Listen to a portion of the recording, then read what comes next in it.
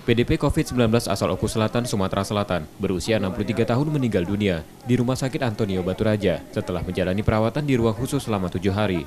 Pasien merupakan PDP pertama meninggal di kabupaten tersebut dan sudah dimakamkan dengan protokol kesehatan COVID-19 di Desa Gunung Raya, Kecamatan Warukuk, Ranau Selatan. Sejumlah polisi dari Polres Oku Selatan menjaga lokasi pemakaman dengan jarak yang ditentukan. Tak ada penolakan dari warga saat proses pemakaman pasien tersebut. Namun demikian, sedang menunggu hasil swab. Jadi pada saat meninggal malam jam 21.30 itu dari rumah sakit langsung diberangkatkan ke pemakaman karena memang standarnya harus protokol kesehatannya harus segera dimakamkan.